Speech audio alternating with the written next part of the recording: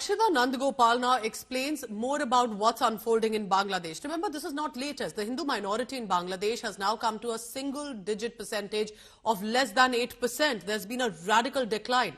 What has been happening over the past few years in Bangladesh? Here's an explainer. Bangladesh for the last many months has been witnessing attacks on Hindus, attempts to silence their voices and large-scale persecution of the minority community. Now let's tell you first about the Hindu population in Bangladesh. Hindus account for just about 7.95% of the total population in Bangladesh. A small number, and yet they're the second largest community. That's because Bangladesh has a massive Muslim population. About 91% of the population in the country is Muslim. This wasn't always the case. According to the official 1951 census for East Bengal, as it was called then, Hindus comprised of 22% of the population of the province.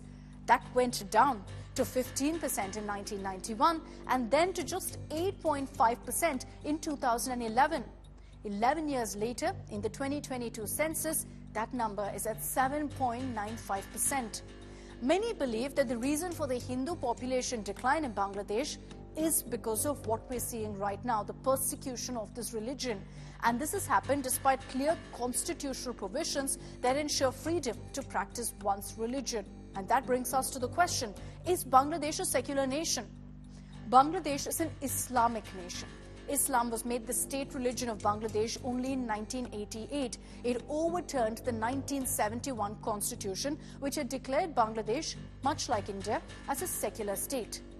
But while Bangladesh is an Islamic nation, there are provisions. There's Article 41 in their constitution that recognizes other religions, that recognizes and gives citizens the right to practice their religion. Far from reality, though, which brings us to the next question. Have Hindus always been targeted in Bangladesh? The answer, unfortunately, is yes.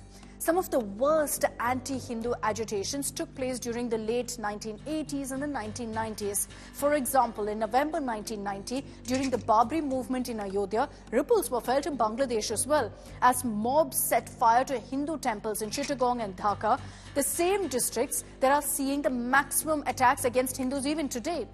Let's tell you about some of the worst attacks on Hindus in Bangladesh and take you back to 1950, when a massacre took place on board a train. Referred to as the Anderson Bridge Massacre, attackers boarded a train from both ends along the bridge, singled out and killed most of the Hindus on board the train. The compartments were locked, the train was stopped, and Hindus' throats were slit, their bodies thrown into the river.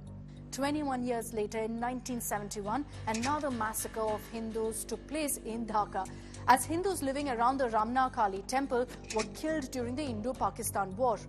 Nearly 250 Hindus were killed and the temple set on fire in this horrifying incident. And what I'm talking about, these are just two of the many documented massacres that Hindus have been subjected to in the last many decades in Bangladesh. And shockingly, even in the 21st century, this is continuing. So why is it happening now? Why are Hindus being targeted now? On August 5th, the then Prime Minister of Bangladesh, Sheikh Hasina, fled from her country despite being in power for 15 years. It was a result of her facing protests over a proposed quota system by her government. Her escape to India plunged Bangladesh into a crisis, and 3 days later, Mohammad Yunus took over as the interim head of the government. Yunus is a renowned economist and civil society leader and was even awarded the Nobel Peace Prize in 2006.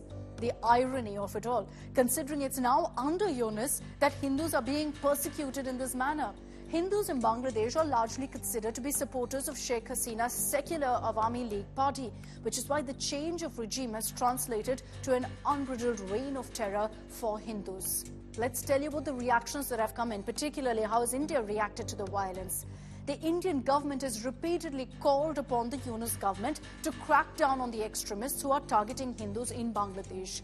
Most recently, over the arrest of an ISKCON monk. The Indian government issued this statement. I'm reading their statement now. We've noted with deep concern the arrest and denial of bail to Sri Chinmoy Krishnadas. This incident follows multiple attacks on Hindus and other minorities by extremist elements in Bangladesh. It's unfortunate that while the perpetrators of these incidents remain at large, charges should be pressed against a religious leader presenting legitimate demands through peaceful gatherings. We urge Bangladesh authorities to ensure the safety and security of Hindus and all minorities. So like India has spoken out, have other countries too? Has there been global concern? There have been very few statements, unfortunately, expressing concern over what's happening in Bangladesh. The United Nations back in August, soon after the transition of power, had condemned attacks on Hindus, but there's been no attempt to intervene and ensure the safety of Hindus.